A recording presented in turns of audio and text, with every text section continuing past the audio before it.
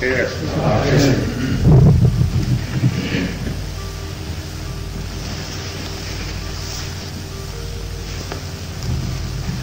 يا الله.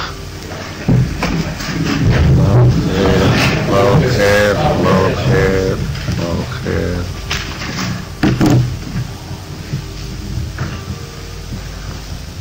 شلون الشمال يا كيلو جوقعت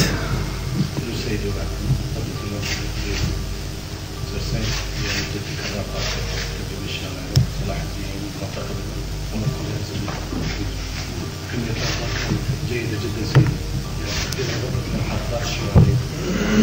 أكثر من البلد.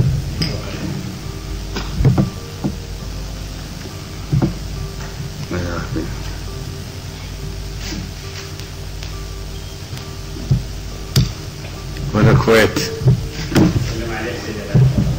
لا خير.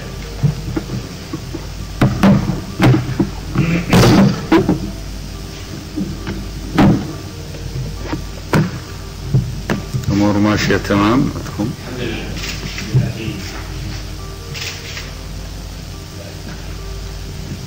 دفاعات مرتبة بشكل جيد.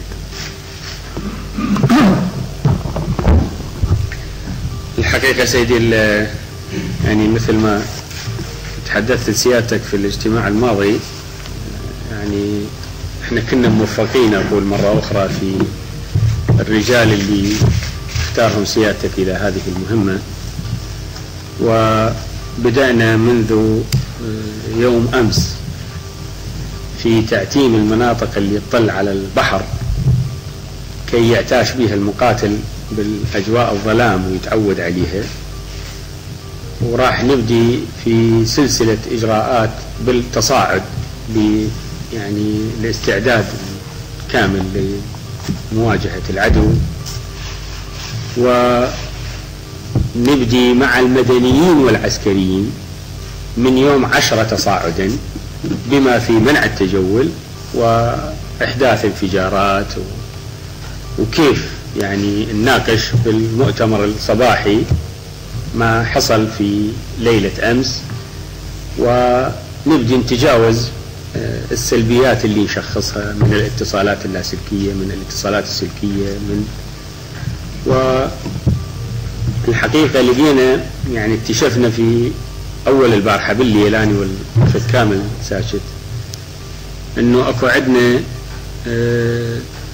مجاري الأمطار للمدينة لمسافات جدا بعيدة، واحتمال يستغلها الخصم في أثناء المد وليس الجزر، فيقدر ينزل منها تسللا ويطلع يظهر لنا في المطار أو في مكانات أخرى. والخير هلا وياك. وبدأنا نعالج هذا الموضوع من الجانبين، من جانب الخصم وكيف نستخدم للرد، والجانب الآخر احتمال يستخدم من قبل مقاتلين أثناء القصف الكثيف ويحصل التسرب إلى داخل هذه الأنفاق وبالتالي يضعفنا. منهم اقترحوا أنه تتلوث بالمواد الكيميائية، أنا الحقيقة ما وافقت، لأنه تدري التلوث وهم يراد له ورا فترة لازم وشون نعقم وشون ننظف وشون، بعدين ما أعرف يعني الرحم همتى ينزل ويجوز يجرف وياها وتصبح فائدته تكاد أن تكون معدومة، وبالتالي يضرنا يمكن بالبحر إذا ما صار بكميات أكثر من القياسات أو أكثر من المتوقع. راح نبدي من يوم 10 سيد الرئيس إلى يوم 14 ممارسات يعني فاعلة وسريعة. ما بدأنا ويا المواطنين هم بالأصل خايفين ونخوفهم، أخشى أنه تأثر على معنوية المقاتلين في خوف المواطن ورد فعله. فقلنا نمت فترة أسبوعين أن يعني للمقاتلين التجربة الأولى أو الممارسة الأولى في تطعيم يعني رفاقنا ومنتسبين، والأيام الأخرى الحقيقة الأربع أيام الأخرى قلنا ننطي منها يومين الأخيرة هو فقط للراحة للجنود يعني للمقاتلين حتى يتهيئون إلى ليلة 15، ولا إذا قبلها إحنا هم يعني استعداداتنا الحمد لله تقريبا، يعني لا أقول جيدة جدا بس مطمئنين لها إن شاء الله. يعني أما تهيئة المواضع ممتازة وتقريبا يعني أكملنا، أقدر أقول فوق 90% لما يرضي الطلاب، يعني بهال من مزاغل ومن دعامات وملاجئ، خطوط اتصالات داخل. يعني الآن الساحل كله به خطوط اتصالات مباشرة بين ربيئة وأخرى، والربية السداسية سويناها ومزاغلها محكمة وصب كونكريت، واستفادينا قولة الأخوان العسكرقاء وإحنا بخير يعني بهذا المكان، لأن عندنا حقيقة إمكانية بالمدينة يعني نستفاد مما موجود ومن شيء.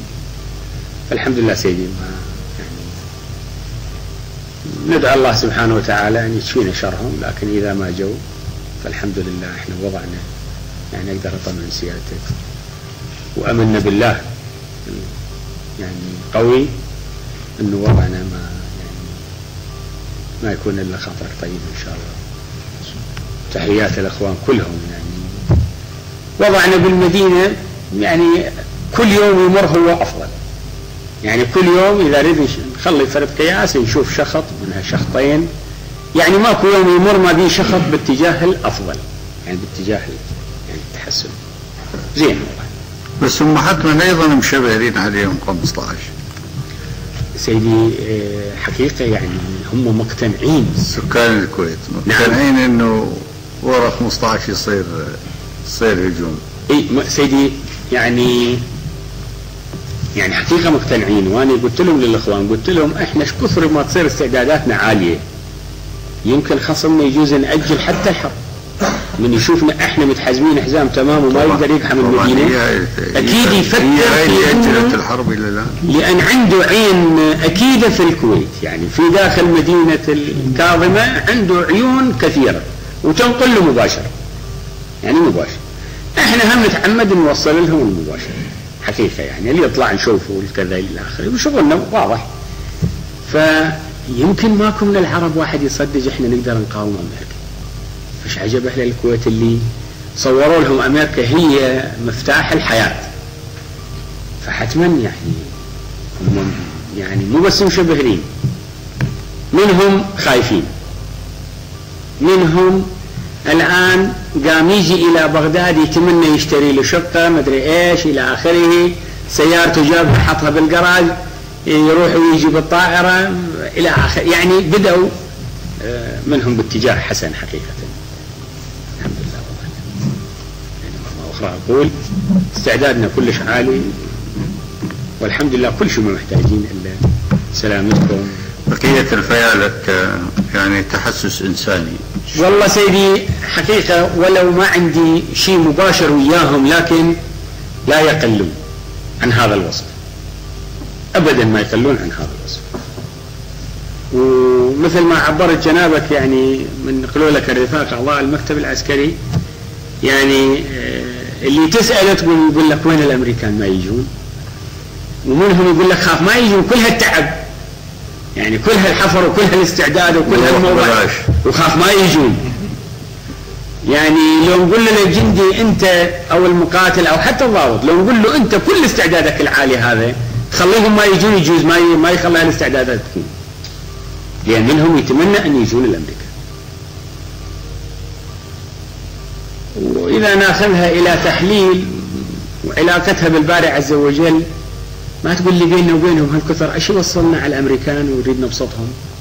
فيجوز الله سبحانه وتعالى جعلنا لكل شيء سبب وجابهم ليمنا حتى نكفر.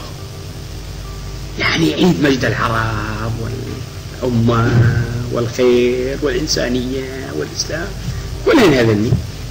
وإذا كان احنا السبب، يعني هو لسه الشيط ما أكثر من هذا. شيء يسوي بيها كلها، شيء يريد يكون أكثر مما هو من الناس اللي يشاركون ويساهمون ويكون أداة فاعلة بيد الله سبحانه وتعالى.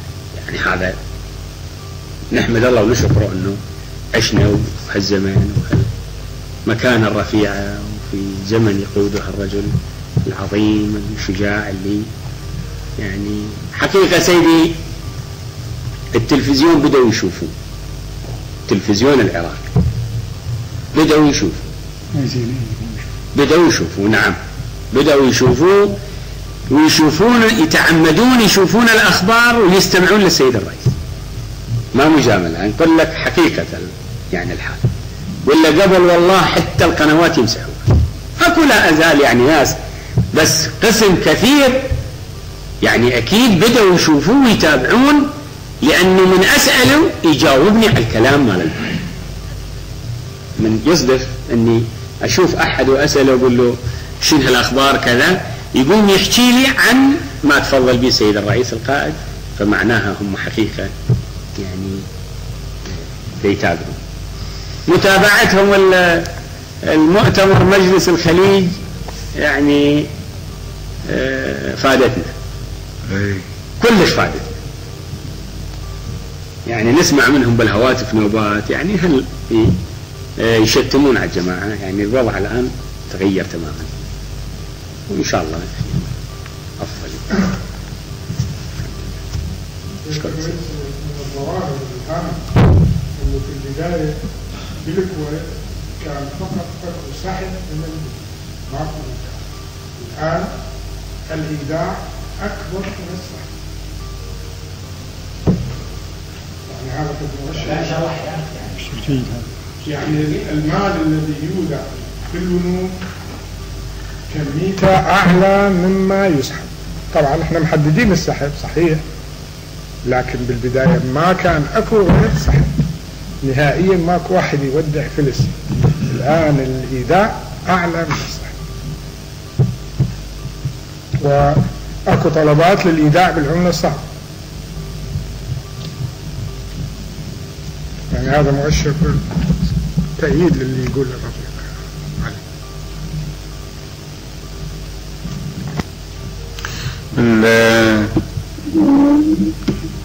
مع الأردنيين حكينا عن المجتمع الكويتي، يعني حكينا عن السوء اللي وصل للمجتمع الكويتي الناس، لكن بطريقة غير جارحة طبعا، وإنما وصف موضوعي. تعقبت تأثير هذا عليهم؟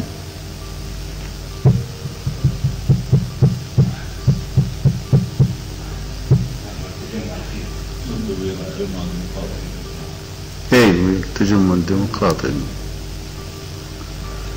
سيادة الرئيس مو جارح. لا هو مو جارح، لا مو جارح، ثقافته وسط يتهمها فقط على الأمراء. في الوقت اللي احنا نفهم الخراب مو بس عند الأمراء، يعني هو المقصود، فما يتأثرون سلبيا إلا إذا المقاتل أبو خليل حامل البندقية والرمانة اليدوية مستقر نفسيا. اي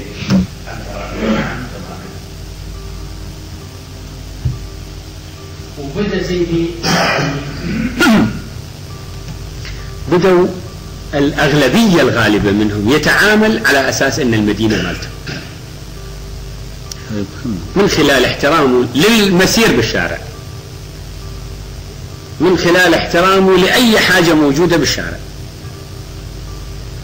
ويتحدثون عن الكويت وعراقيتها الآن يعني بمعرفة، مو بشيء الكويت مالتنا وهاي هي، يعني لا، بدأ يتحدث تماما. يعني التثقيف أخذ دوره يعني في داخل الإنسان، نفس المقاتل الجندي البسيط، ويتحدث عن الكويت يعني إنها جزء منه.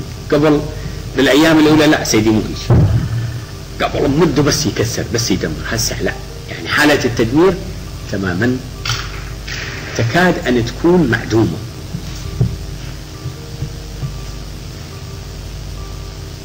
والاستعداد لا، ذاك بحث آخر، يعني استعدادهم القتال لكل شيء، بس هسه بدأ يتعامل إنها مديد.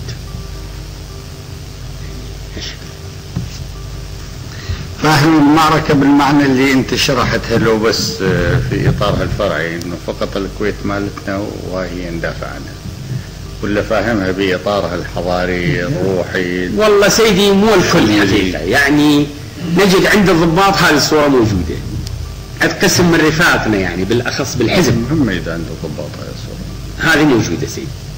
وعند الرفاق بالحزب أيضا يعني ولو يراد لهم أكثر بس أيضا موجودة يعني، لكن مو مثل ما يعني نتمناه، أو مو مثل الاستعداد للقتال والتضحية يعني ما تقترب، لا أكو فرق شوي يعني هذه الهبات شوي أكثر توجيه معنوي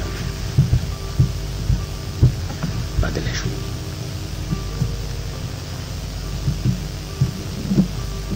بس للرفيق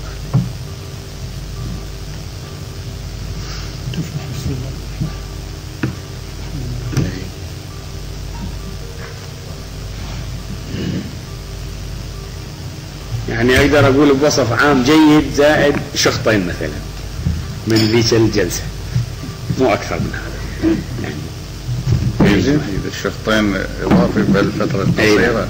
نعم. قلنا إنه الصعود مستمر. إيه لا الحمد لله يعني بكل تفاصيل. التوقف حتى على القمة ليس حالة إيجابية نهائية يعني حتى على القمة. نعم.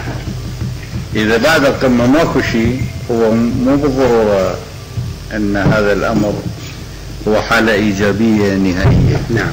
حالة إيجابية في اللحظة بس قد لا تكون نهائية. نعم صحيح. لكن التطور نحو الأفضل باستمرار حالة إيجابية يعني كبيرة. نعم رفيق عبد الله. نعم سيدي، اللي تفضل به رفيق علي الحقيقة خاصة بالإطار اللي تفضل به سيادتك حول الفهم للمعركة أبعد من حدود أن الكويت محافظة من محافظاتنا. أعتقد يرادنا الآن الانتقال اللي تفضل به رفيق علي اللي وصلنا له بالكويت، يرادنا الانتقال بحملة توعية مكثفة وشاملة حول أبعاد القومية الحضارية الإنسانية اللي يعني راد لها تركيز سيدي بعد النقل اللي صارت العظيمة من الجند العراقي. أصبح يتعامل ويا الحالة مو مثل الأيام الأولى. فعملية التثقيف والتوعية بهالإطار مفيد ويخلي أيضا الوعي والإيمان مثل ما يعرف سيادتك الحالة متوافقة على الجنود وعلى الضباط كحالة تعبوية حول الأبعاد الحضارية اللي موجودة والأبعاد القومية خاصة بروضة قضية فلسطين.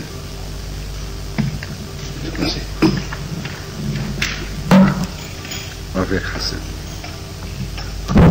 سيد الحالة اللي تفضل بها الرفيق علي ما ممكن نعزلها عن الاستعداد النفسي والقتالي الكبير اللي يتمتع به شعبنا والاندفاع الكبير لمجابهة العدوان الأمريكي، وأيضا أصبح وضوح من خلال الأحاديث المستمرة لسيادتك اللي كل لقاء يكمل اللقاء الآخر. أصبح الصورة واضحة لدى المواطن سواء في العراق أو الوطن العربي أو إلى حد كبير في العالم الإسلامي والعالم الآخر.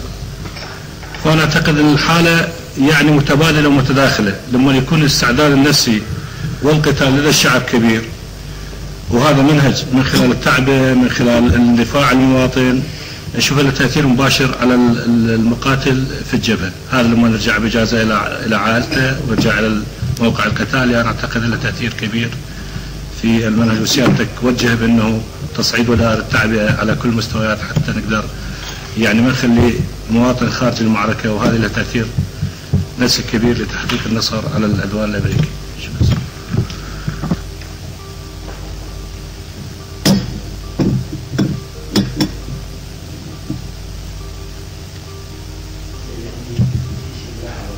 نعم رفيق.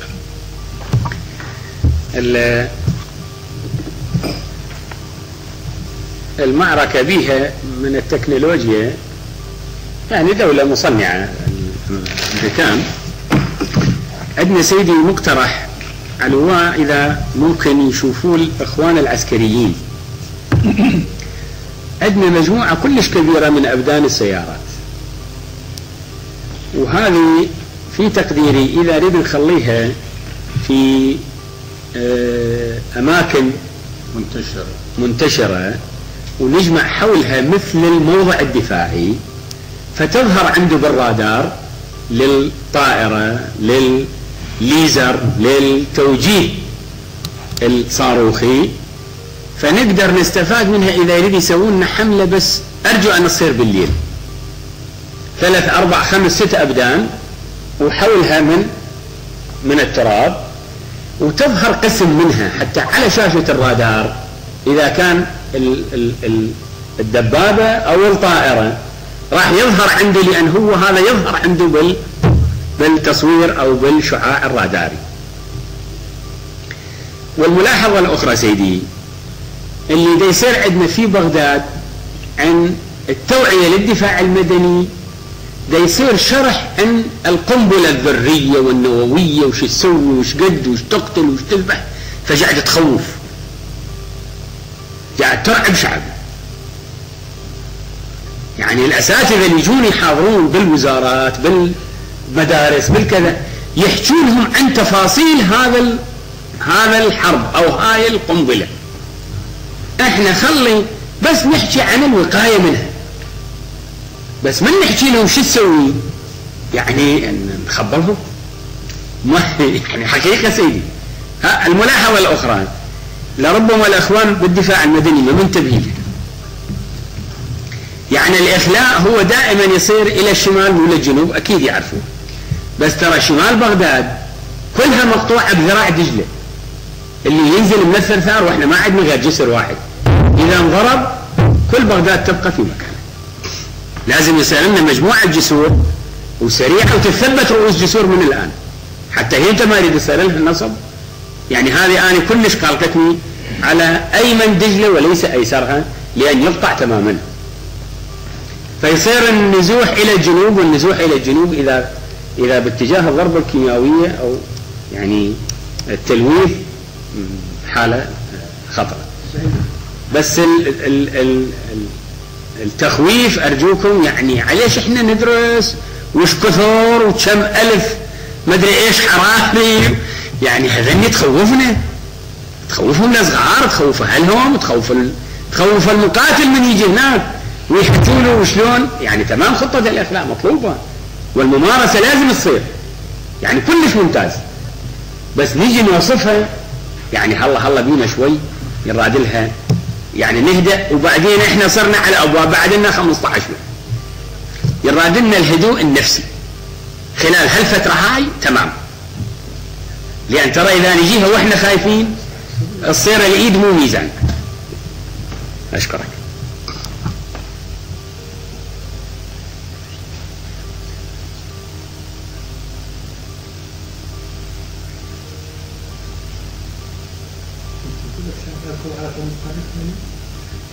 نحن عملية، نحن نفسية، نحن نفسية بنادي. العالم شعبك يتأثر، ترى كل اللي يفرق صحيح.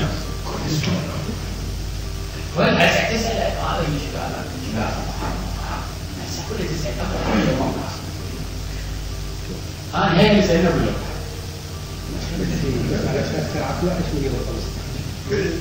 راس السنة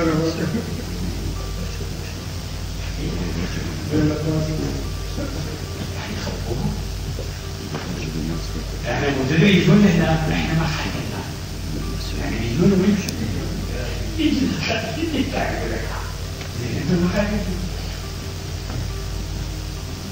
شكرا سيدي. ما في حاجة. رئيس يقول علينا رفيق علي بشأن شرح أبعاد الضربة الكتلوية صحيح، يعني نسوي خالق رعب في المجتمع، يعني هذا يمكن يخلق حالة، أو هسه موجود بعض الأنصار عندهم حالة غير متوازنة يعني في التفكير باتجاه التعامل مع المعركة. احنا مجتمعنا الجنود يرجعون عليه المقاتلين في الجبهة، إذا كان مستواهم هيك مثل ما يقول رفيق علي يجون إلى أهلهم هيك قلقين بهالحالة هذه، وأنه راح يتدمرون بالعصف وبالحرارة وبالتسمم تضعف معنوياته على أهله. فأنا أقترح أيضا رفيق علي أن نسير الشرح فقط للتوكل، شلون نتوكل، شلون نخلي، شلون نختل بالملجأ، شلون إلى آخره، شلون ما نشرح شو تسوي القنبلة، وما نشرح شو يسوي الكيمياء، وش قد القطر التدمير ماله، وش قد يسمم، وشنو نوع التسمم، وشنو، ما نشرح هذه المسائل، نشرح بس الوقاية.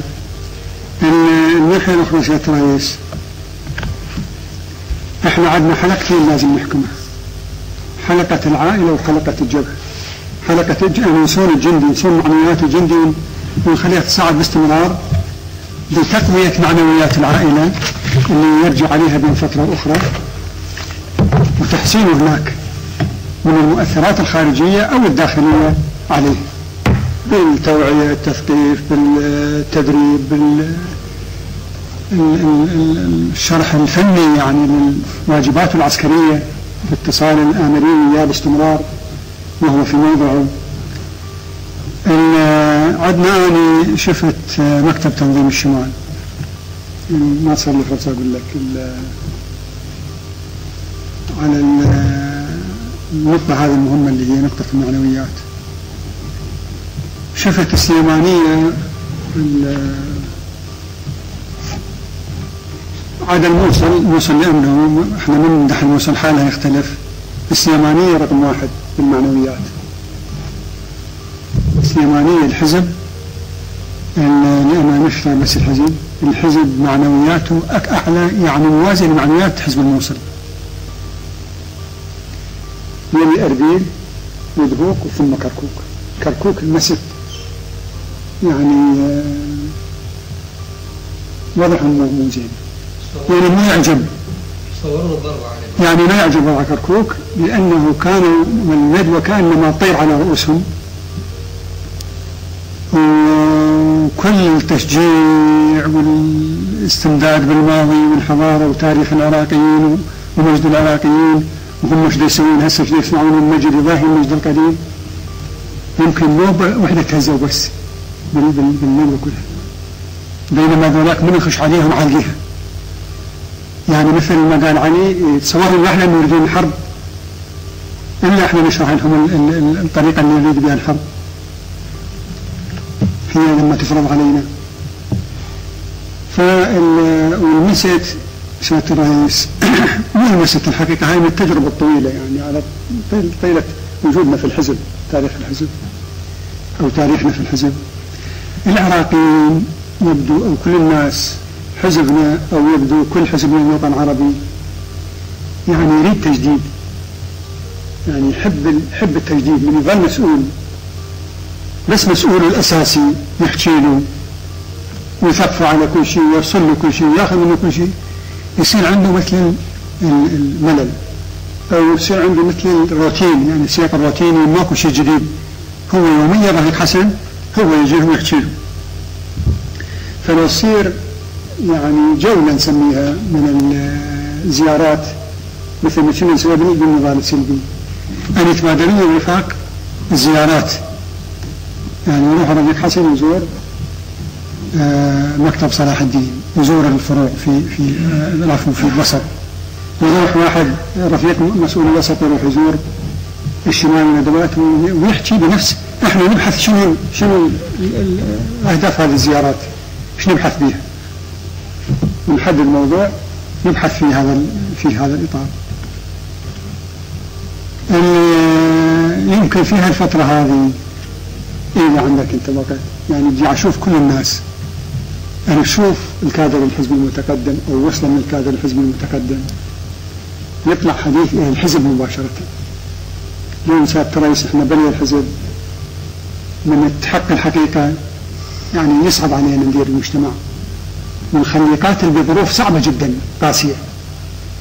الحزب لما يكون مضبوط وموجود بدينا يعني نحرك به حتى الحجر،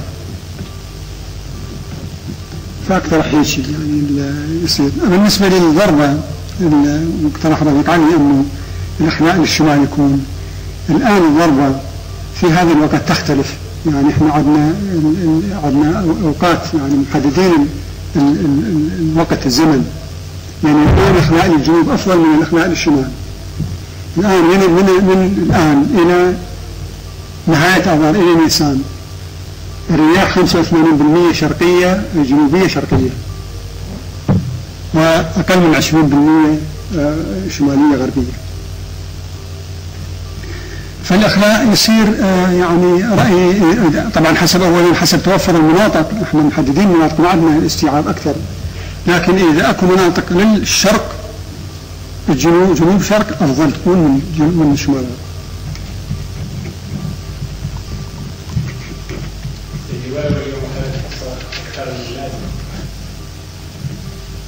ماشي.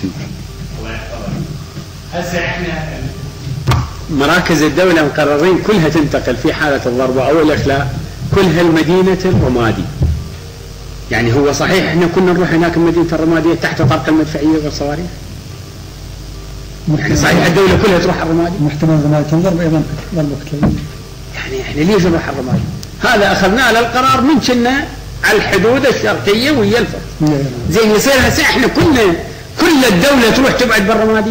يعني يجوز هو هيك الدفاع المدني.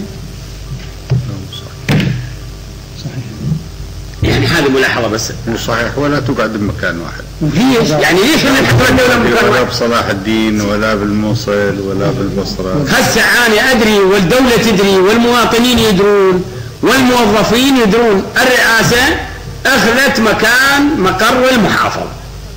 لأن كل الدولة ها وين جاي قال أنا أخذت المكان أنت فلان أنا بالمكان.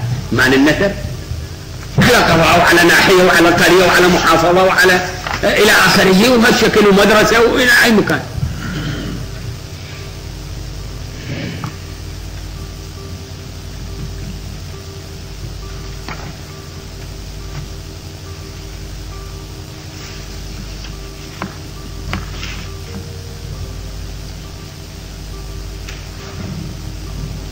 نعم رفيق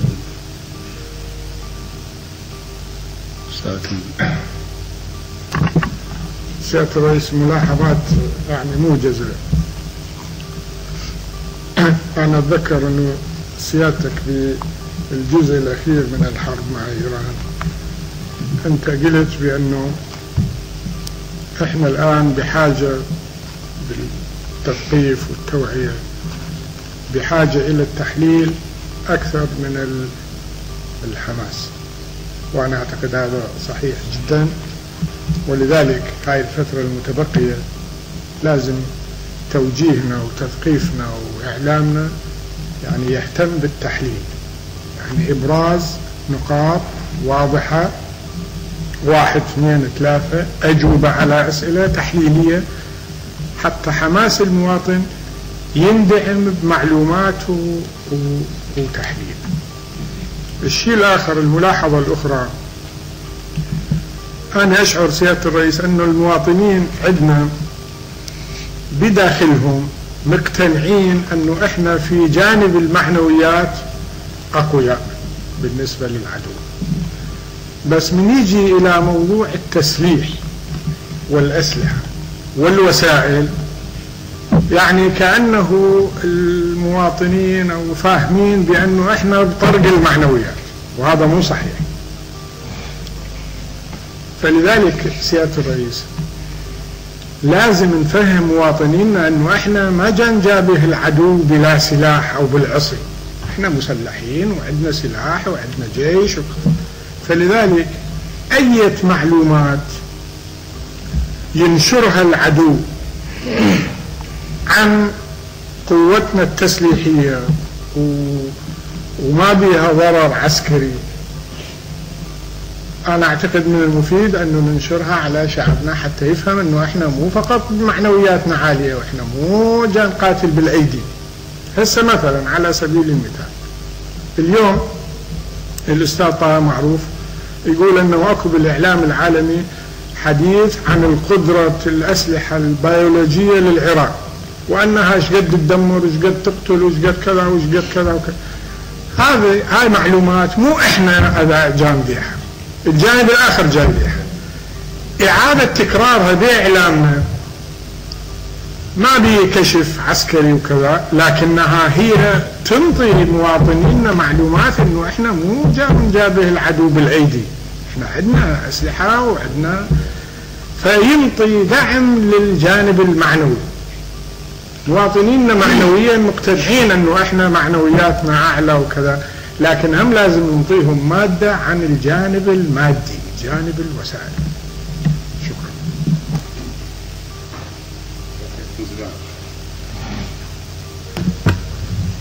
سيدي أنا عندي مقترح أنه سيادتك بمناسبة السنة الجديدة أن يوجه رسالة للعراقيين والقوات المسلحة، باعتقادي أسرع وأكثر فعالية وتأثيرا على العراقيين، لأنه سيادتك تعرف والعراقيين يعرفون مدى تأثيرك في الإنسان العراقي واستجابة الإنسان العراقي لتوجيهاتك.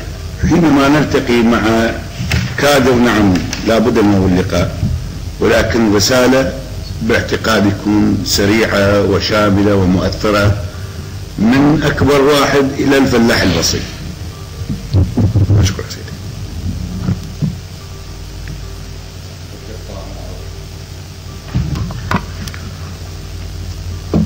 سيادة الرئيس، من تكلم الدكتور سعدون ناحية المعنويات، أنا أتفق وياه في الحقيقة حول هذا الموضوع، لكنه في نفس الوقت في أشياء وإشاعات يعني هذه تعكسها. الآن صار 3 أيام صوت أمريكا ذيعة على موضوع أنه هناك مبادرة ذكية من قبل الرئيس في آخر لحظة أنه يقرر أن ينسحب من الكويت، أن ينسحب من الكويت وتخلي الإدارة الأمريكية في حالة غريبة وخلايا من القبيل. نفس الإشاعة في البلد منتشر، يعني من عدة مصادر بنسمع على أنه الحزب مقرر بعض المظاهرات في كل مدن العراق ويطلبون من سيادة الرئيس أنه انسحاب من الكويت لتفادي الحرب. هذه كل الناس تقريبا شبه مؤمنين به، مو موضوع عادي يعني. وقاموا يسألونا يعني أنه هل هكو شيء أنه بين الناس والجماهير. فأنا هذا اللي أقول يعني ما دام نتكلم عن المعنويات، فأكو بعض الإشاعات هل هي من مصلحتنا أو من غير مصلحتنا، أنه هاي الأشياء من ناحية أنه الناس مطمئنين أنه ما يصير شيء، والحال الحرب قائمة على قدم وساق. يعني الآن القوة البحرية الأمريكية كلها توجهت إلى الخليج كلها، يعني ما بقى عندهم 3 حاملات طائرات كان عندهم في شرق الأقصى، هذه هم دزوها للخليج. يعني ما بقى يعني بالنسبة إلى هم على قدم وساق. موضوع الحرب قائم. موضوع الحرب البيولوجية طبعا هاي هم التقرير نشروه ما أدري لسبب ما، ولكنه خلقت حالة رعب لدى القوات الأمريكية، لأنه هالعدد الكبير من القوات كيف ممكن تطعيمهم في خلال فترة قصيرة باقية، أنه وشنو الأمراض اللي لدى هذه، يعني ما يعرفون يعني هل هي كوليرا، هل هي تايفويد، هل هي هذه. ففعلا ما أدري شنو قصتهم في نشر هذه التقرير وخلق حالة الرعب اللي أوجدتها لدى الرأي العام الأمريكي والأوروبي يعني بالنسبة إلى قوات. هم عندهم أذكياء حتى ما يصير حرب. حتى ما يصير حرب. يجوز حتى ما يخلق رفع القوة المعنوية أو هسه احنا لو نسوي إحصائية قضيتين 3 نشوف انه شلون هدمنا معنويات شعبنا خلال الفترة. يعني هم ما عندهم اخصائيين في تهديم معنويات القاتلين. نعم. يجوز غلطان. أنا أقول سيادة الرئيس يجوز هذه أنصاف كثير. على كل بالنسبة إلى هالإشاعات هذه واردة، يعني أنه أكو طبقة كبيرة من شعبنا مقتنعين على أنه أكو مبادرة عراقية أو أكو شيء من القبيل أنه لتفادي الحرب وتعلن في آخر لحظة. هذه. وقامت الإذاعات الخارجية وخاصة صوت أمريكا 3 أيام متتالية إنه ذيع على الخبر، 3 أيام هذه صار. اليوم همينا أذاعت نفس الشيء، إنه هذه مبادرة وفي آخر لحظة وتخلي الإدارة الأمريكية في حالة حرجة، لأنهم متهيئين يسوون حرب، وفي نفس الوقت من إذا يصير فما يكون أنتم اقتناع، يعني الرأي العام الأمريكي اقتنع أنه انسى. فهذه الإشاعات احنا هل من مصلحتنا محاربتها؟ هل من مصلحتنا أن نخليها هذا الشيء. أما ما عدا ذلك فيعني استعداداته بالنسبة إلى الدفاع المدني وغيره وغيره كل إجراءات جيدة جدا. والآن الأخ وزير الداخلية كان يتكلم قبل الاجتماع عن حالات الناجحة، يعني شيء يبشر بالخير، يعني أنه شعبنا يتجاوب مع الإجراءات ومع التعليمات بشكل جيد، بشكل جيد. نعم، شكرا.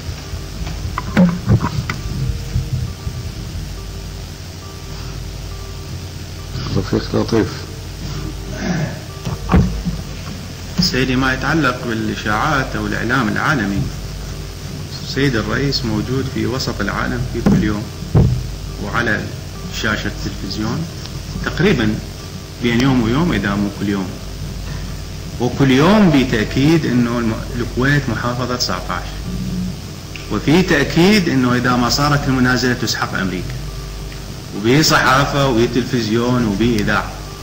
إذا كل هذا الأمر يعني وبعد فيه قول للإشاعة شيء يعني غريب، معناه أنه الطابور الخامس أقوى من عندنا، وهذا يعني مستحيل يصير، مستحيل.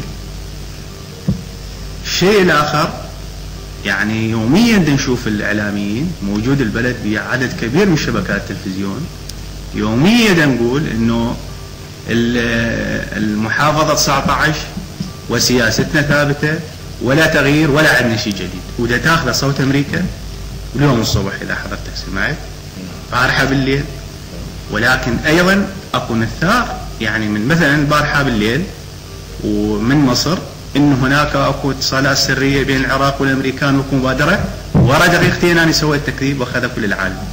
فإحنا ما نايمين، يعني شنو إنه محافظة وننسحب وفلان يقول وفلان كذا يقول. إحنا سياسة معتمدة وموجودة، والمفروض إنه الحزب من يسمعها يسوي اجتماع يقول لهم هذا تخريب، هذا نوع من خلق حالة إحباط وتنتهي وتطفى بمكانها.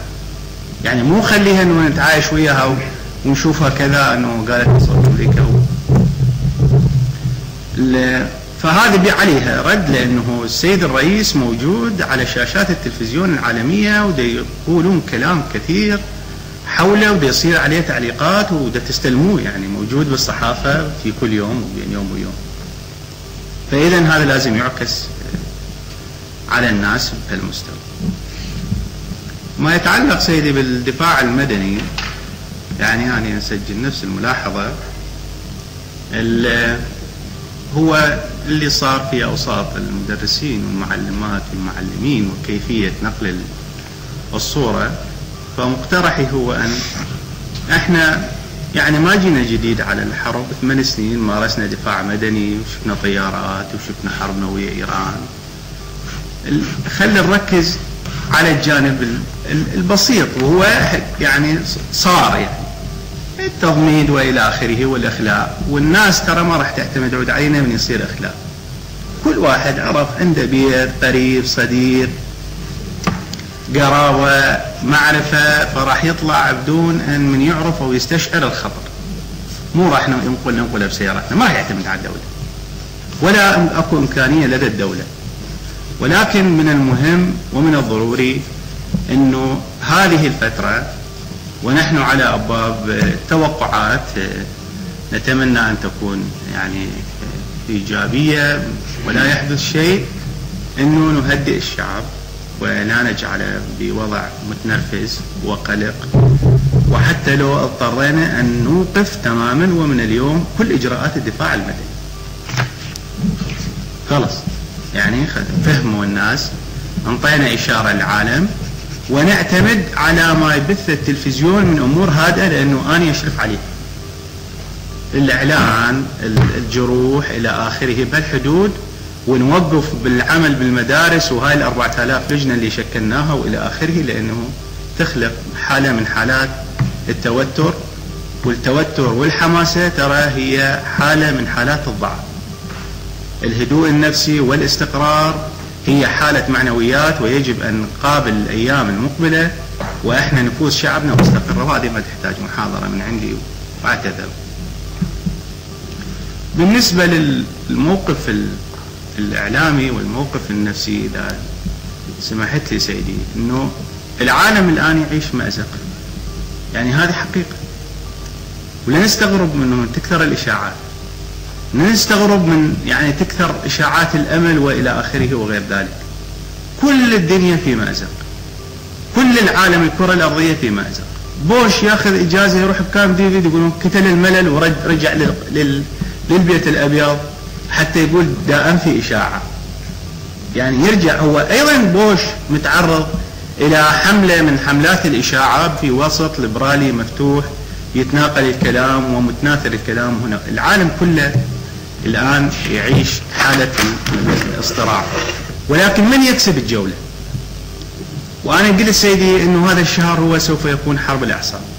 اللي يكسب الجولة هو من يتماسك في الحالة النفسية أولا، لأنه راح الحالة النفسية ترتبط بالمعنويات، مو معناه يعني أنا أقصد خنوع وقعدة وإلى آخره، أي تقليل من عمليات الهدر في الجانب النفسي والإثارة، لأنه أيضا عمليات الإثارة عمليات مخيفة.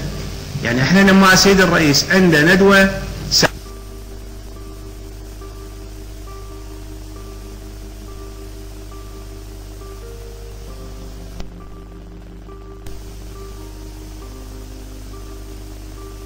تلفزيون، ماكو داعي الحزب يسوي ندوات، ماكو داعي يومين يجمعهم. يعني ما نقدر تعليمات الحزب بس احنا باجتماع ونقول يعني يسمعون الندوة، نقول لهم اسمعوا الندوة راح تطلع الساعة 8، بها على الكويت وبها على أمريكا وبها على المعنويات وبها على المستقبل وبها على كل شيء موجود، وبها إجابات على الأسئلة، وبها ضمن رد على الإشاعات، بها ضمن الرد على الإشاعات. يعني اللي يقول لأنه ده يسمع من السيد الرئيس وهو أكبر مصدر بالعراق.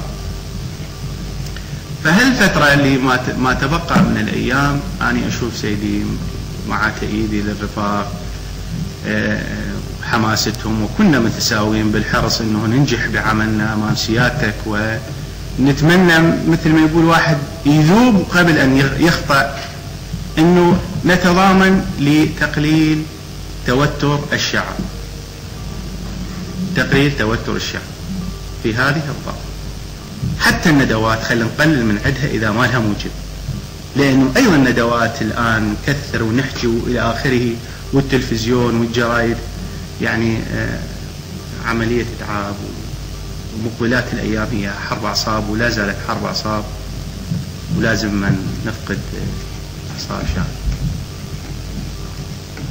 أنا من البداية كنت متوقع هذا الشيء سيدي، يعني كنت قايله، يعني قلت إنه هذه الحرب ترى تختلف عن الحرب مع إيران، حرب أعصاب وتحتاج إلى التعامل وياها بدقة، ولذلك حتى بالتعامل مع الشعر ومع الإثارة ومع الأغنية بحذر خفيف جدا، لأنه ما نريد نعرف إنه أكو إذاعات وأكو إعلام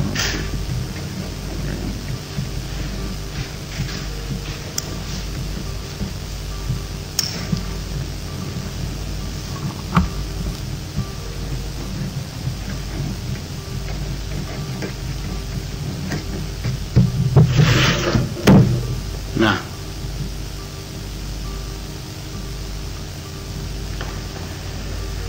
شو واحد منكم سامع انه راح تطلع مسيرة في يوم 12 او قبلها بيوم او بعدها بيوم،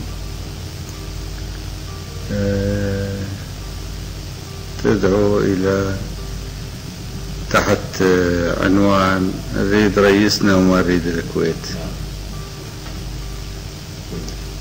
جت لي من الحزب، ما سمعت من المواطنين، بس انا جت لي مكتوب من البريد. شو كنت؟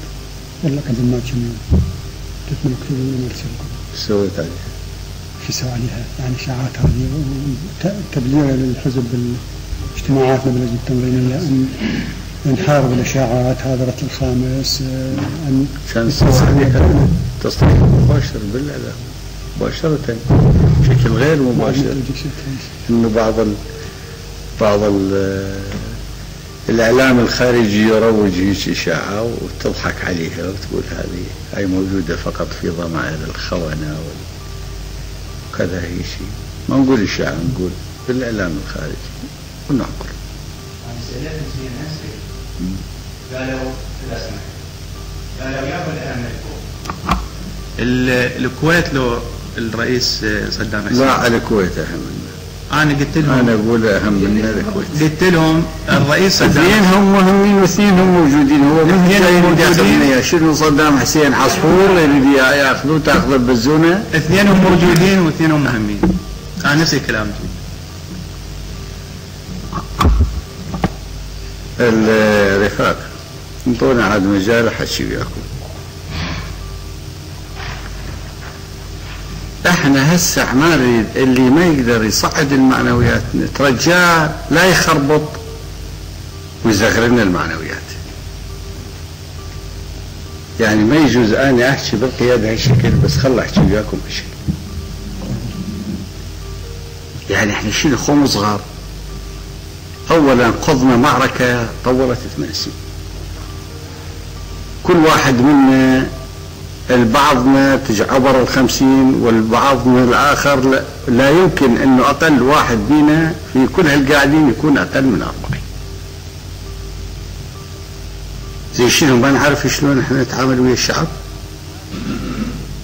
ما نعرف لما نرتكب خطأ في أسلوب نراجعه فوريا، ولا هذه هي يعني 1 2 3 4 5 ونعوف للشعب.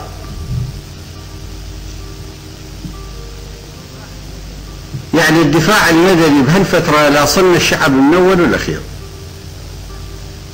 يعني رجعنا في بغداد على الأقل إلى مرحلة بعض المعارك اللي يتبلبل بها الرأي العام في بغداد. نشمنا مع إيران. ليش؟ يعني من البداية قلت له يا رفيق عزت بشاربك تلحق لنا على الدفاع المدني. تمام لا لا. عندي هاجس انه الدفاع المدني راح يثبرنا. زين ليش؟ صاير عين الشعب متماسك وممتاز ومعنوياته ممتازه. ابنكم اذا تلوث شيلوا زتوه بسله هاي مال الزباله. هيك احنا نبي يعرف يقسم معنويات الشعب بهالطريقه هذه؟ شوف انتم ما تسمعون الشعب؟ قاعدين وين؟ يعني شنو الشعب آلة عندنا احنا نمشي مثل الآلة؟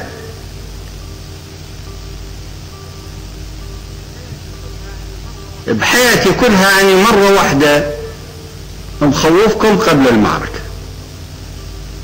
وصلحتها بالطريقة اللي تعرفوها. لما قلت لكم ترى احنا نضرب بالقنابل الذرية مو تقولون هسه تريدون الكويت وبعدين إذا تصير هذه ينشأ عندكم رأي آخر. أنتم مستعدين؟ جاوبتوني مستعدين. وبعدين صلحت قمت أريد أمسح كل اللي قلته حتى لأنه ما طول واحد يتخذ قرار لازم وراها عاد يصير الواحد أقوى من الأسد.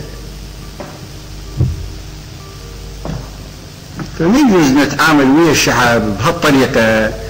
شعب بيه الدكتور وبيه الفيلسوف وبيه الشاعر وبيه المغني وبيه الرقيق الحس وبيه اللي يعني الجلد وبيه يعني الضعيف وبيه إلى آخره. الضعفاء والقلوبهم ما راشدة يريدون يتكئون على شيء مفردات من اليوم من مفردات اليوم حتى يضعفون بها الأقوياء. احنا نعطيهم اياها يعني مجانا نشيلها ونحطها قدامهم. زين احنا ما متفقين هيك الاخلاق. رفيق عزت انت المشرف على الاخلاق. انا قايل لك انه الاخلاق مو احنا نخل الناس اجتماع وانما ما يخالف ورا الخطه. قلت لك يا رفيق عزت الاخلاق انه الناس يتآخون ويا الريف، وقلت لي هذه راح تسهل لنا الامور وتخلي الاخلاء يصير اسرع. ويا رفيق سعدي اظن ايضا حكيت. بس قول لهم على قسم من بغداد ونرتاح يا واللي يريد يطلع ما يطلع لا يطلع. زين احنا الاخلاء هسه احنا يعني هذه مو معركتنا ويا ايران بل ولا حتى ويا اسرائيل، لانه اسرائيل حتى تصورنا هنا تعتمد على الاقمار الصناعيه الامريكيه. الامريكان مرات ينطوهم فرصه مرات ما ينطوهم حسب سياستهم الكونيه. احنا الان لما حددنا 6 مناطق لاخلاء بغداد، هي صارت معروفه لو مو معروفه؟ لحم زين ذولا ينضربون احسن وهم بالخيم لحم لو ينضربون احسن وهم ببيوتهم احسن. اذا كانوا قاصدين يضربون بشر. اذا قاصدين يضربون بشر يضربوهم وهم بالخيم. يعني القنبله الواحده تهلك الى ما لا هو غير محدد من البشر. فيعني بهالفتره تحت يعني شعار الحماس يعني مو دائما هو المغلب. يعني احيانا الحماس لما ياخذ اكثر مما يجب يسوي مردود عكسي. واحنا مو بعيدين عن بعضنا يا رفاق، يعني انا استغرب بعضكم كانما بعيد عن الشعب، بدليل انه لا يصحح اجراءات الخطا عندما يرتكبها او ترتكبها اجهزته. ما يجوز. يعني احنا ننقل لنا مليونين بشر، هو هذه المهمه شلون هالمليونين بشر بعد النقله ما تنخدش معنوياتهم. واللي انا يهمني انه العراقي وهو ببيته يظل يحافظ على معنوياته افضل مما ان نقلب ممارسه. ايش يبي يعني اذا راحت معنوياته انهزم؟ قد لا ادخل بمعركه،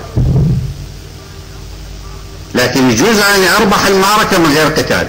جائز اسكتوا تنطوها نسبه 1% 1%، هذا يظل احتمال قائم. لكن من تروح معنوياته انا اخسر المعركه قبل القتال. شوف الحاله شلون عكسيه. فهسه انا ما مرتاح الى معنويات اهل بغداد.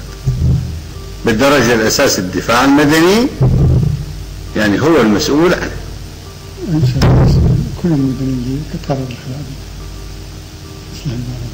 ليش يا رفيق عزت صاير علينا احنا يعني نقرر الاخلاء. مو نقول لهم يابا كل واحد منكم يتاخى ويري فيه. اكو احتمال ابويا تتطور المعركه في يوم ما نحتاج الى ان نخلفهم. ما نجي نشرح لهم القنبله الذريه شو تسوي، يعني شو صاير. يعني راسا نقوم نصنع القنبله الذريه واللي يسويهم علماء العراقيين. هو اكو عالم يقدر يقاتل بالكره الارضيه كلها، فمن يسويهم علماء معنا ما تريد تقاتلوا.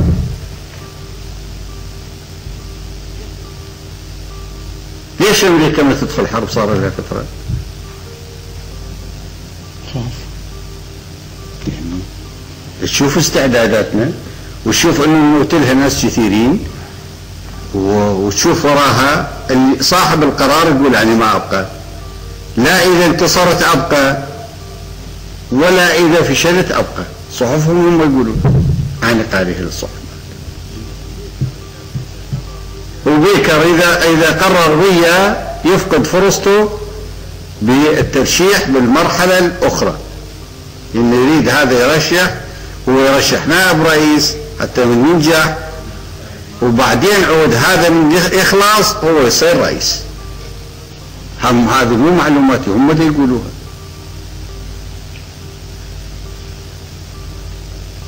فاذا احنا يعني بس يعني اريد افتهم يعني هذا ليش حصل. نعم رفيق سليم، يعني ليش حصل؟ صاير علينا. بعدين اي اجراء من نقول انه نجح الاخلاء، انا اسمعه يعني عبالك بدنا نتعامل ويا حصر. يعني شلناهم نقلناهم رجعناهم يعني نجح الإخلاء. أنا أعتبر الإخلاء فاشل إذا كان يأخذ من معنويات الناس.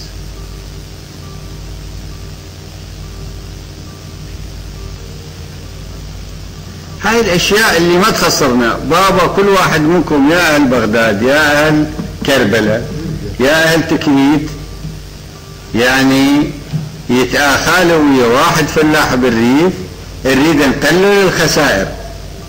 من يشتد القصف عليكم بدل ما ننطي 200 خلينا ننطي 5. يعني شنو اللي خلينا ننطي 5؟ الانتشار بالريف. للناس اللي ما عندهم شغل ضروري بالمدينة عدد شباب القادرين على حمل السلاح بموجب خطتكم. مو شغل الخطة خش يروحون. ومنهم اللي ما يقدر يأجر له تاكسي أو ما يجوز بعضهم يقرر من هسه هو يختار له مكان أو قرية صغيرة أو محافظة صغيرة أو قضاء صغير إلى آخره. زي شنو يبغى يطلعون الناس والله انه نريد رئيسنا وما نريد الكويت. ترى هذه من تمشي هي هاي معنى انتم انطيتوا الكويت. مجرد وضع الامور اللي حاطها ذكي جدا اذكى منا احنا كلنا القاعدين. يعني عرفوا شلون ياخذ الكويت بطريقه اشاعه. العراقيين الخيرين يقول لك والله الكويت جتنا بعد 2 من آب. قبل 2 من آب هل اللي حصلناه بظل هالناس الموجودين على راسنا.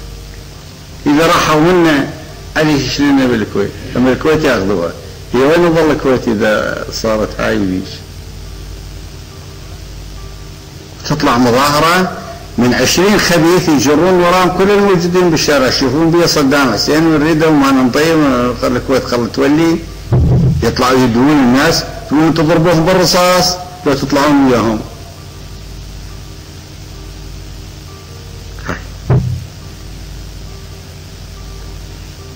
حشتها جريدة في انجلترا وحشتها اللوموند هسه في قارو الفرنسية. حمدة الإشارة. نظل مكتوب في الايدين. نروح نركض نزرعد على الاذاعه جيب لنا صحفيين 4 5 تعالوا لنا يسالونا والى اخره. نقول جريده الفيجارو هم يقولون يعني رتب لهم انه اكو اشاعات في الخارج يقولون هالشكل. يقول هذا ما يروجها الا العملاء ولا الاخساء واحنا موقفنا ثابت والكويت عراقيه واللي يقبل والما يقبل يضرب راسه بالجبل. من يسمعوا هذول الخيرين خلاص والله وال5 وحدهم وال10,000 راحوا وتبخروا من يومهم وانقبرت الإشاعة باللحظة. خليه يجي تسري بينا ما يجوز. أنا ما سمعتها إلا مو هالليلة اللي فاتت الليلة اللي قبل خميس كتبت للرفيق رأسا سمعتها من مواطن قال لي اكو هيشي وهذه مترددين يقول لك اياها بس يعني شغلتها ترى. لكن يروحون يطلعون عدد من الناس يطبقوا وياهم ترى كل الشارع يمشي كلهم الناس يقول لك نعم الرئيس صدام حسين. اذا هيك مطروحه الامور يعني لو صدام حسين لو الكويت لا الرئيس صدام حسين. فاني اول مره يعني اتعامل بطريقة مستعجلة جدا في قضية إشاعة من هذا الطرف لأن أدركت خطورتها. وفورا صارت ورقة وقلم كتبت للرفيق سعد. البارحة يجيني عبد بالليل يقول لي جاني فلان منهم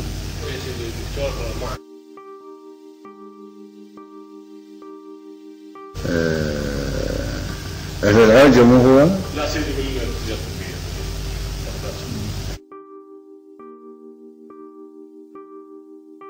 نعم أبو سيد الشهيد يقول 41 طيار.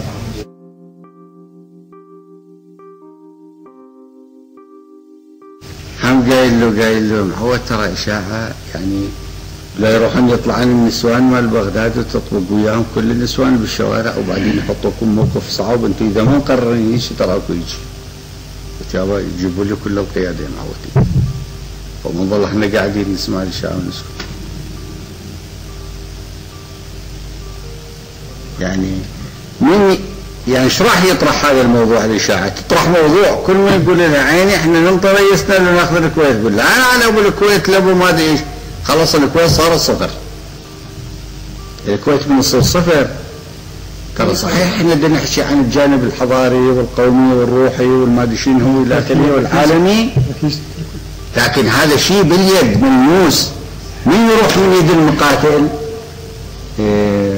ما تظل ذيك تاخذ نفس الحماس اللي ياخذه هذا الموضوع.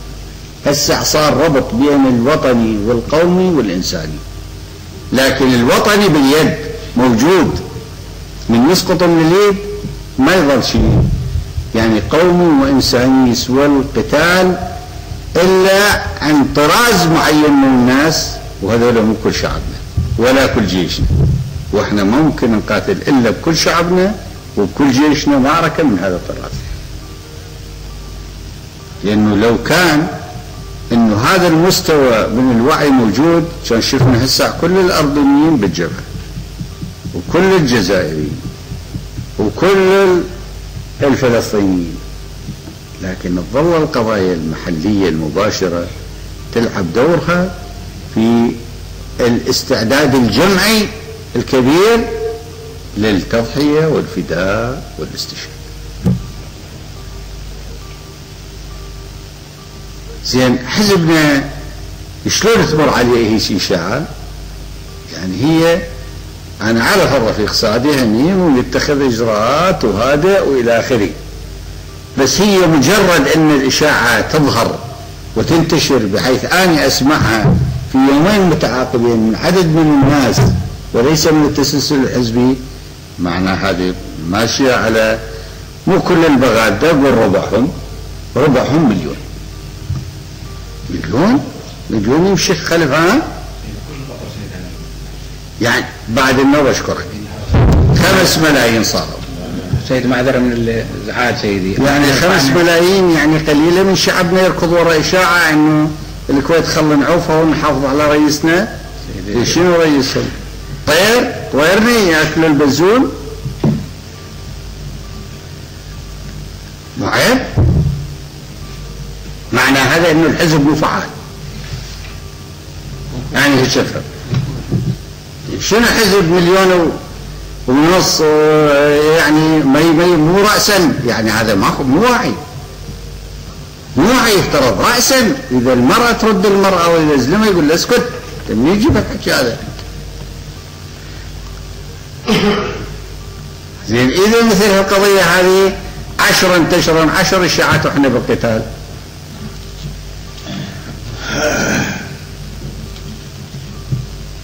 شنو هاي؟ مو هي شي ترى، مو شي المعارك تقاتل. معركة يراد لها مو انتم حيشاكم كلكم حزمين، بس يراد لها رد فعل سريع مصوب مو انفعالي. واهم نقطة انه القائد لازم يعرف بالضبط ايش جويده من مسائل ويستخدمها باللحظة كلها. يعرف عنده جريدة ويعرف عنده تلفزيون ويعرف عنده إذاعة ويعرف عنده حزب ويعرف عنده شعب ويعرف عنده ندوة راح تنعقد بالمستنصرية ويعرف كذا. يعني أما إذا طريقة التعلم والله ترى يعني يا رفاق إذا موضوع ندوات وتثقيف ترى اللي سويناه لا بالحرب العراقية الإيرانية سويناه ولا بكل معارك الحزب سويناه. يوميا احنا طالعين على شعبنا بالتلفزيون، ليش احنا بنحكي ويا الاسباني؟ يعني بدنا نحكي احنا ويا ابن العماره؟ بس المهم الحزب ايش فهم من الكلام اللي صار ويا الاسباني. بدل ما يجي الرفيق الحزبي عضو الشعبه ويثقف مثل ما قال رفيق لطيف، خليه يفهم اولا يستوعب هذا الكلام اللي قاله صدام حسين ويطلع منه بدروس ويركز. حتى الجانب النفسي وطريقه المعالجه.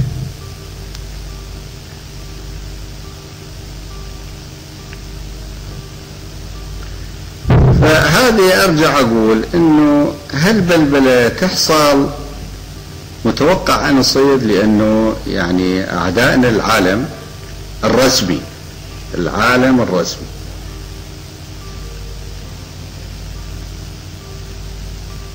وأعدائنا قدراتهم غير اعتيادية، فمتوقع أن تحصل، بس غير المتوقع أن تستمر. يعني إنه إشاعة تستمر، يعني يتناقلوها الناس وكأنما احنا بدون حزب، بحيث يعني مقتنعين. يعني اكو ناس انه متهجس يريد يقولها خاف يحرجني، بحيث انا يعني مسوي تكتيك وما اريد اجاوب عليه. هذه هزيمة تعتبر هزيمة في علم التعبئة. معنى الوعي والحصانة عند شعبنا قلقة،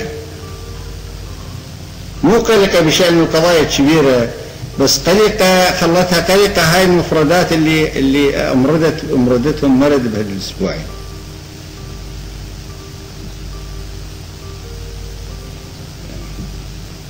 قد يكون قسينا في الوصف على الرفيق سمير باعتباره هو ذي يتابع هذا الموضوع، لكن هذه الحقيقة.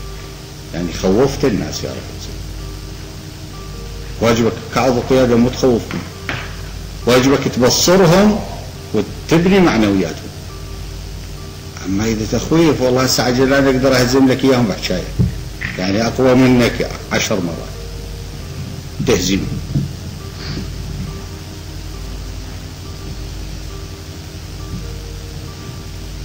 وبعدين اللي هم الرفاق، يعني انتم رقمكم هذا مو صحيح 1.5 مليون حزبي، مو صحيح؟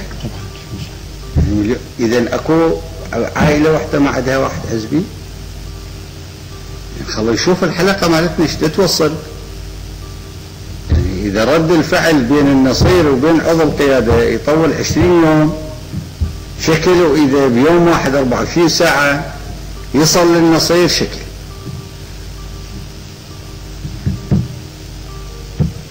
حتى إذا اقتضى الأمر ونريد نوصل رد فعل، ناخذ ركن بالإذاعة والركن التعليمات الحزبية، ما بيه شيء.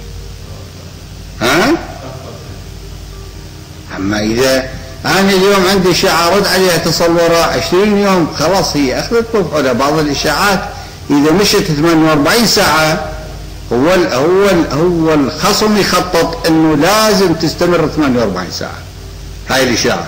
ترى بهالمستوى الامريكان يفكرون هم للاشاعات، وبعضها يخطط لمده 72 ساعه وبعضها يخطط 24 ساعه.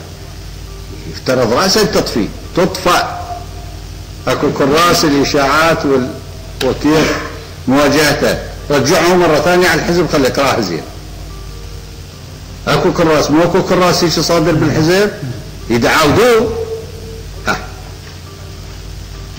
كراس موجود صدر قبل 10 سنين، رجعوه مرة ثانية. هسه أنتم مو قادة تنظيميين.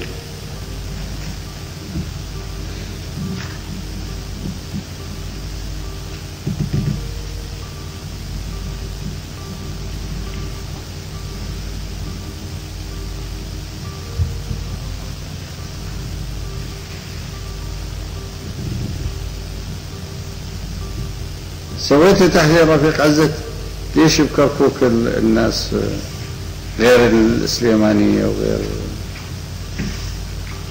لولاح بس هاي الظاهرة حميس؟ ترى أنا ما نعمل الليل من نشوف الجندي مغمض رفيق عزت، يعني رجال. لا يا أخوي هسه علي عايش تشرح لي إياه. أنت مسؤول التنظيم، لازم تخش بأعظام الحزب هناك وتشوفوا ليش، والشعب وشوف الناس والصغار والكبار والعامل والفلاح، إلى أن نطلع من السبب. رفيق حسن سويتوا تحليل ليش؟ نعم سيدي. شنو؟ سيدي أنا معلوماتي على مستوى الممارسات والتعبئة في كركوك جيدة. احنا عندنا فقط لاحظنا التركمان منكمشين، فقط التركمان منكمشين. فوجهت الفرع قلت لهم ربما ذول اللي يسمعون إذاعة تركيا على ضوء مواقف تركيا، ويتخذون مواقف يعني سلبية، يعني مو سلبية 100%، بس اكو ظاهرة شخصت قيادة الفرع ونقلوها. فوضعنا خطة أيضا جديدة للتحرك على التركمان حتى نشاركهم بالمعركة. ولا سيدي صارت بأمانة أقول لك صارت ممارسات بعد منتصف الليل للدفاع الوطني وليس المدني، احتلال أهداف أو في حالات مثل حرائق. الاستجابة كانت جدا عالية في محافظة التيمية، أمانة أقول لك سيدي، يعني ولا واحد غاب. تطوعهم للجيش الشعبي تطوع جيد، الفدائيين تطوع جيد. فحركة الحزب بين الجماهير ممتازة. لكن سيدي شخصنا حالة التركمان ووضعنا خطة أيضا لاختراق الحالة وعقد ندوات مستمرة معهم. عدم شعور كتركمان، بس هالعناصر اللي موجودة حتى نقدر أيضا هم تركمان مو عراقيين. سيدي حتى نشعر لو الواحد اللي يشوف نفسه مو عراقي ليش باقي بالعراق؟ احنا بهالاتجاه سيدي الحسين. هذا بلد العراقيين سواء كان كردي او تركماني او عربي او معيدي او شيخ، يعني هذه معركة لا طبقية ولا يعني معركة وطنية يشوفون الجانب القومي بها سيد. اكثر احنا احاديث سيادتك هي الاساس لتعزيز عراقية العراقي خاصة بالنسبة للكردي وبالنسبة هسه هو ما يراد للكردي، الكردي جاي بلا ما حد حشيه. فاحنا يعني الكردي يعني هو جاء الرجل جاء بالعكس بيحس انه هو مطلوب منه يدفع اكثر. ليش السليمانية؟ شو السليمانية ليش مو اربيع؟ لانه السليمانية حست انه هي كثر انغبنت وغبنت بسبب ابتعادها عن المسيرة. يعني فتريد تعالج شيء وطني كبير. يعني هل قدرنا نشرح لهم اياه وانتم شرحتوا لهم اياه؟ بس ما اظن هو يعني هو هذا الشرح. يعني هي عملية المسيرة وصلها والتواصل الانساني وصل. زين ليش يجي ابن كركوك هسه يكش؟ بس وسط التركمان. زين احنا التركمان ايش كثر يشكلون في كركوك؟ بس الظاهرة اللي شاف الرفيق عزت ما من بس الحزب سيدي ما مش عزيز الحزب سوى لقاء بالحزب سيدي نايف سوى حزب الدفاع المدني ولجنة الزراعة، يعني مو يمثلون الشعب. عفوا ورفاق أعضاء الشعب، رفاق أعضاء الشعب وقاعة الفرع، كادر الحزب المتقدم بالمحافظة، نعم رفاق أعضاء قادة الشعب وقاعة الفرع، الكادر الحزب المتقدم.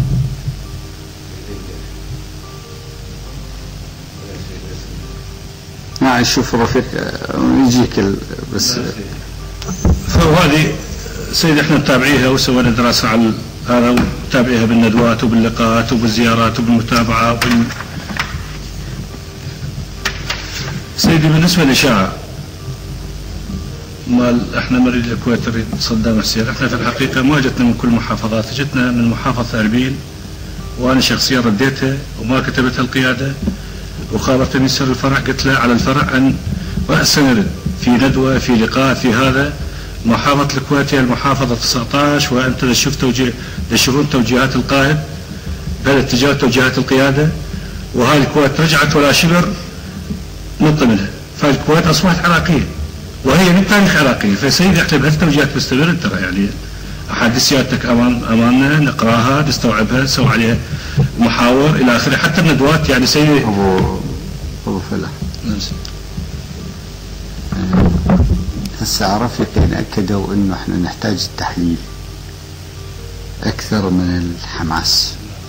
المحافظة الكويت عراقية هذه صدر بها قانون، المهم ان نثبت هالقانون في قلوب وضمير وعقول العراقيين. شلون نثبته؟ بالتحليل. هسه احلل لك بالقيادة. لن نحافظ على امن العراق في حالة عودة الكويت كما كانت. لن نحافظ على اقتصاد العراق في حالة عودة الكويت كما كانت، لن نحافظ على النسيج الاجتماعي الأخلاقي للعراق في حالة عودة الكويت كما كانت. وأنا هذا هو هم حماس، بس اشرح لكم، لأن المقابل يقول ليش الأمن العراق هم استخدموا ضد أمن العراق قبل هذا الوقت، فكيف بعد كل الذي حصل؟ اقتصاد العراق النفط يسوي $5. ليش؟ لأن هم عندهم إمكانية برا لما النفط يصير $5 باستثماراتهم الخارجية يفيد استثماراتهم، خاصة اللي مسويها في ميدان المشتقات النفطية، يشترون نفط رخيص ويبيعوه غالي بالمشتقات، فيطلع عليهم أرخص اقتصاديا أن يخفضوا أسعار البترول. ومن نصبح احنا 5% من النفط بالعالم تصير علينا مؤامرة نفطية، بس من يصير 20% من النفط بالعالم ما تصير علينا مؤامرة نفطية. احنا نقدر بعض الجوانب نفرضها ب20%. وفي حالة بقاء الكويت أسعار النفط راح تظل في وضع جيد إذا تبقى عندنا، أما من تروح ترد تدهور أسعار النفط والفقراء يظلون ميتين من الجوع بالعراق إلى زمن طويل. العربية المجزأة، الملاعب المتخلفة، هذا بالجانب. عودة الكويت عمل قومي كبير هم اشرح له وصله. أنا أريد هيك أعضاء القيادة يشرحون، مو إنه يجون يقول لي والله الكويت عراقية ونسكت يعني، أو المحافظة ال19. هذا وحده ما يكفي، لازم نخليه المواطن يدرك إنه هو حصل على شيء كبير. هذا ترى عزه عز أطفاله، أمنه وأمن أطفاله مرتبط به، وبالحالة اللي تمشي بها هاي التأثيرات إسرائيل بعد ما تقدر تضرب العراق. يعني العراق راح تصير عنده قدرة ردع عالية المستوى إذا توفرت الإمكانيات. لما ما تتوفر الإمكانيات، إسرائيل عندها أمريكا دائما توجد عندها قدرة ردع، العراق ما عنده يقابل أمريكا حتى يصرف عليه. إذا لازم يصرف على نفسه حتى يحمي نفسه. إذا ما نشرح هالشكل معنى احنا ما قدنا الجماهير، لأنه هذه يرددها العضو يجوز أو النصير، يقول الكويت عراقية وأنه صدر قرار مجلس الثورة المرقم وأنه كذا. أما عضو القيادة لازم يصير مدرسة في عملية إقناع الناس بأسباب القرار وظرف القرار واستمرارية القرار. نعم رفيق حسن. سيدي، أكون على ثقة درس المنهج تفضل بسيادتك حتى نطبقه، سواء بالتحليل أو بالشرح أو بالعودة التاريخية. يعني أمن العراق دا نشرحها بشكل مفصل، وأنا أعتقد يعني هالحماس اللي دا نشوفه بالمنطقة ربما حتما تولد نتيجة القناعات اللي تولدت عند المواطن من الشرح هذا، مو بس عودة الكويت إلى العراق والمحطة 19، وإنما نتائج العودة شنو في حالة فقدان الكويت، شنو النتائج على مستقبل العراق. والمواطن بدأ يدرك سيدي بأمانة بأنه في حالة انسحاب العراق من الكويت تفضل فيه العراق الدمار. بدأ المواطن يشعر نعم، بدأ يشعر جزء. والآن الخطة بدأت تذر قرنها نعم في أنه يضعون سيطرة على النفط حتى بالحالة السلمية، لأنه حتى الجداول المقترحات اللي يقدموها علينا يريدون يدخلون يحددون كيف ينتج النفط، كيف يعني ينظم، كيف يسوى. يعني هسه الجداول السلمية المشروع مقدمة فرنسا بهذه الفقرة، واحنا بعدنا قواي وعلى حيلنا وبدنا نرفض كل شيء. مقدمين هيك الفرنسيين هم والامريكان. معناها بالعقلية الغربية السيطرة على النفط وإنتاج النفط وش كثر منه ينتج وش كثر منه يستهلك عندك، ايش قد تستهلك مسموح لك، ايش قد مسموح لك تصنع مشتقات نفطية من النفط وش قد ما مسموح لك لازم تسوق الباقي. كلها هذه راح تجي في العقلية الغربية في يوم ما لم يكونوا العرب بوضع قادرين على أن يصدون هذا التفكير. سيدي بثقة يطمئن إلى المنهج اللي احنا ماشيين به والله ما مطمئن. يعني شلون؟ في الجانب الثقافي سيدي قدامي قضية، يعني قدامي إشاعة مشت يعني هي من تمشي يعني ما اطمئن حتى لو تقمع وراء 5 أيام، بس يعني أملي بالحزب إنه في يوم تموت الإشاعة، يعني وسط يموت الإشاعة هيك. هذا جانب، والجانب الآخر شلون نطمئن إذا أهل بغداد هسه خافوا وهل صلاح الدين خافوا وهل منهم إنه بنتوا اللي نروح لهم بالموصل وهل الموصل خافوا، يعني ما أطمئن. يعني شلون أطمئن؟ أنت صحيح تقول لي أطمئن، بس أنا شلون أطمئن وهالكركوك غير متجاوبين؟ يعني مو بمعنى ما أطمئن، بمعنى أنطيهم للأمريكان هيك. لو كل العراقيين يخافون هيك الأمريكان قبل شلون على رؤوسنا، بس فيها خوف هذا قرار نهائي، مو موضوع انه يعني من زمان من اخذنا من وقتها صار نهائي. هذا كل الحكي من ما ادري ايش والى اخره، ومرونا ونساهم بقسطنا، ساهم قسطنا بالامن مال المنطقه مو منطقه الكويت. هالشيء اللي قلنا احنا ما عندنا مقايضه قاعدين ننطي، ما عندنا شيء والله العرب يقايضون به، كل عمرهم فاقدين حقوقهم، بس ما عندنا شيء، احنا عندنا دور نساهم بالامن، اما نقايض ما عندنا مقايضه احنا. نعم رفيق عزيز. أخو سيادة الرئيس، يعني أعتذر، أخاف يصير حديث يعني بكلامي شطط، وأعتذر للرفيق حسن والرفاق الآخرين.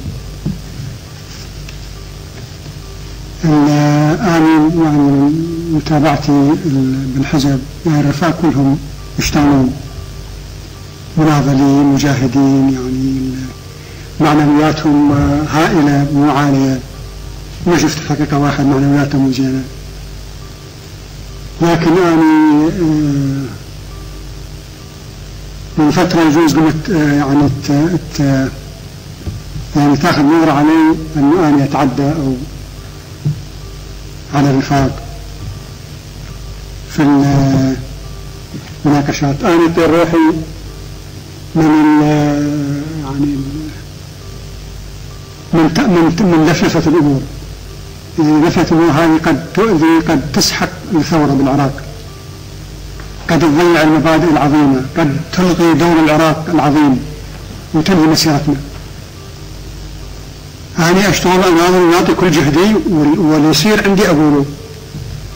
ما عندي بعد طاقة أكثر من هذا، يعني ويصير أقوله حتى أولا يعاونني رفيقي، ويعاونني الحزب، ويعاونني القائد، وتعاونني القيادة، ونتعاون كلنا. يعني رفيق حسن يقدر يخلق وحده من الشمال مواطنين يقاتلون في معركة بالمعارك؟ لا، لازم أن يعاونك، والرئيس يعاونك، والرفاق كلنا نعاونك. أنا متأكد شعب كركوك مستوى أقل مستوى من أي محافظة بالعراق. لين ظواهر موجودة ما شايف هاني بيدي قابل عبيدي، بس هي موجودة عندي بالكتاب، عندي بالملفات بالفايلات، ومن شفت الحزب. أنا مرآتي الحزب، المرآة اللي أشوف من الشعب هو الحزب. الأكراد سيادة الرئيس بالكركوك لحد الآن نعاملهم من مواطنين الدرجة الثانية. الأكراد مثل كركوك مو مثل الأكراد في السليمانية ولا في دروك ولا في أربيل. الأكراد الأصليين اللي احنا قررنا هم صاروا جزء من شعب كركوك. وتتذكر اليوم يجي 4 أشهر قلت لك خلي نشيل عنهم القيود، لحد الآن لا يبيع ولا يشتري بالمحافظة، ممنوع يبيع ويشتري عليه. لا يقدر يشتري بيت ولا يقدر يشتري أرض ولا يقدر، ولا مو حال المواطنين. وهسه الكردي صار هذا الشرط موضوعي. هذا الكردي هسه صار حقيقة يعني في مقدمة المناظرين المقاتلين.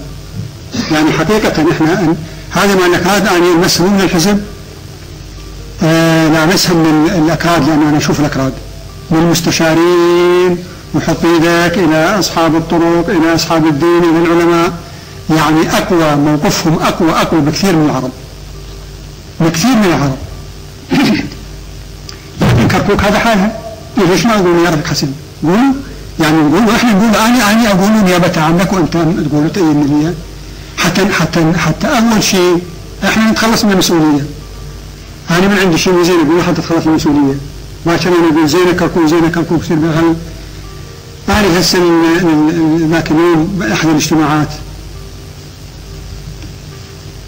أنا أعتذر مرة أخرى من رفيق لطيف، يعني حكيت يمكن كلمات خشنة، وأولا للسيد الرئيس، وأنا أعتبر نفسي منبه، ولن إن شاء الله ما راح يعني تصدر مني أي كلمة خشنة على أي رفيق بعد. عندنا 5,400,000 متطوع. أنا أفهم متطوع بحريته، جاي متطوع يريد يقاتل. الآن هذول يشكلون معين لأن يشكل جيش شعبي 2,3 جيش شعبي. الآن ما عندنا 100,000 جيش شعبي مشكلين، والمطاردة بالشارع بالدرابين نطارد المواطنين حتى نجيب لهم جيش شعبي. هذا يسمى تطوع. الفدائيين طلبت من عندنا 2000 فدائي، احنا عندنا 460,000 فدائي متطوعين للعمل الفدائي. هذا اليوم منهم قسم الهزمي من معسكر التدريب، جابوهم بالقوة إلى معسكر التدريب، والهزمي من معسكر التدريب. انطينا مدة معينة بغداد وما ادري والله يوم حفظنا بياها ما بدأوا يجيبون المتطوعين نفس المدة، يعني حصتهم كل محافظة حصتها. المتطوع يفتر واقف شايل سيف وواقف ويشكل بس يريد الشارع حتى يتحرك وين يريده. هذا للتدريب. أنا أتصور يعني أفترض أنه لما راح نستخدم بحالة المعركة الفدائية راح يكون المستوى أقل. أنا أتمنى يعني مع الأسف أنا بالنسبة لي أقول وبهذا الاجتماع ولأول مرة أقولها حتى قدامك وحدك ما قايلها، أنا بالنسبة لي مقبول كثير سيادة الرئيس. مقبول لأنه لا أنا أوصل لك جزء من عملي ولا طبيعة علاقتي بك وطبيعة العمل يوصل لك جزء من عملي، يعني ما يروح من عندي ما يروح لك شيء. لا أنت تسمع من عندي شيء ولا أحد يعني بحكم المسؤولية مثل ما أنا أنقل لك عن الرجل حسن أو أنقل لك عن الرجل سعدي أو أنقل لك عن الآخرين، أنا ما حد ينقل عني أي جهد بالجهد. أنا أريد